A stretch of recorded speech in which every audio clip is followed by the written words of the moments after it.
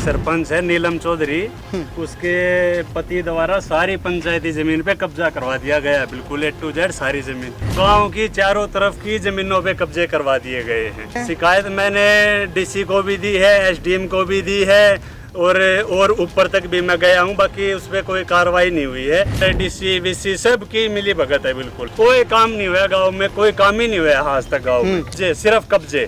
हरियाणा के सोनीपत का सिरसा गांव, यहाँ विकास की म्यार बहने वाली थी, विकास और तरक्की होने वाली थी, गांव वालों का, गांव का और देश का विकास होना था। पर इन सब पर काली नजर पड़ गई यहाँ के सरपंच महोदय की, और विकास की म्यार बहते हुए चली गई सरपंच के घर।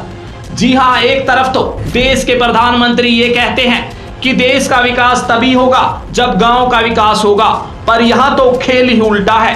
यहाँ फायदा गांव वालों का नहीं, पंचायत का हो रहा है। जी हाँ, यहाँ सरपंच महिला है और आरोप है कि सरपंच के पति पंचायत की जमीन पर कब्जा कर रहे हैं, और इस बात का दावा यहाँ के स्थानीय निवासी कर रहे हैं।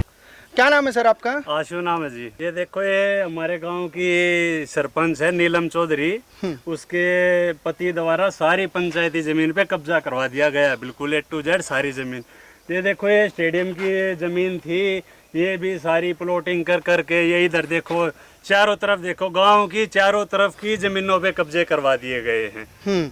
आपकी तरफ से कोई शिकायतें दी गई हैं? शिकायत मैंने DC को भी दी है, SDM को भी दी है और ऊपर तक भी मैं गया हूँ, बाकी उस पर कोई कार्रवाई नहीं हुई है। अभी मैं और भी ज्यादा कार्रवाई करूंगा। क्या कारण है? क्या सारे प्रशासन इसमें मिली भगत है? सबकी मिली भगत है इसमें, A to Z DC VC सबकी मिली भगत है, बिल्कुल। तो कितनी एकड़ जमीन होगी जिस पर सरपंच के द्वारा अवैध तरीके से ये कब्जे करवाए गए हैं? सर, हमारी जमीन, गांव की जमीन का कोई हिसाब किताब ही नहीं है। हमारे गांव में बहुत ज्यादा पंचायती जमीन है। ये आप चारों तरफ नजर घुमा के देखोगे, सारी पंचायती जमीन है। ये तो कुछ भी नहीं है, और भी ज्यादा है, जिसपे सरपंच ने, जो नीलम चौधरी है, उनके हस्बैंड ने सारी जमीनों पे कब्जे करवा दिए गए हैं। तो क्या पैसे कमाए हैं? सब पैसों के लिए सब पैसे कमाए हैं, सब उनकी देख रेख में होता है A to Z, बिल्कुल सब कुछ उनकी देख रेख में होता है। नहीं तो उन्होंने कभी प्रशासन में कोई इंतला नहीं दिया।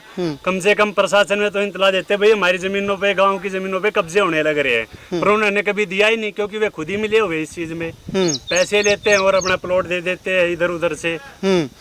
तो इसी तरीके से कब से ये काम चालू है? ये 1-1.5 साल से तो सर बहुत ज्यादा हो रहा है, बिल्कुल। जब से ये इलेक्शन डिले होने लग रहे हैं, जब से बहुत ज्यादा होने लग रहा है। तो पूरे गांव की पंचायती जमीन पर लगातार इसी तरीके से कब्जे किए जा रहे हैं? लगातार, बिल्कुल लगातार लगे हुए चारों तरफ। गांव के आप चारों तरफ का करो, चारों तरफ यही हाल है। अभी तक क्या पंचायती जो जमीन थी सरपंच के द्वारा, क्या उन पर खेलने के स्टेडियम या अस्पताल, इस तरीके की कोई भी चीज नहीं बनी? ना कोई स्टेडियम है, ना कोई गांव में डिस्पेंसरी है, ना मतलब कुछ भी नहीं है। एक छोटा सा मतलब कोई डॉक्टर भी नहीं है गाँव में। नहीं तो इस पंचायती जमीन पर हॉस्पिटल बनाना चाहिए था। गांव में कोई आदमी बीमार भी हो जाता है तो वो सीधा नरेला या दूसरे शहर में जाता है, सोनीपत में जाता है, पर यहाँ कोई भी ऐसी फैसिलिटी नहीं है। रात को कोई बच्चा बीमार हो जाए या किसी लेडीज को कोई दिक्कत हो जाए, यहाँ कोई भी फैसिलिटी नहीं है, कोई भी। तो आने वाले समय में अगर यहाँ खेल का स्टेडियम बना जाए तो आपके गाँव में पंचायती की जमीन ही नहीं बचेगी?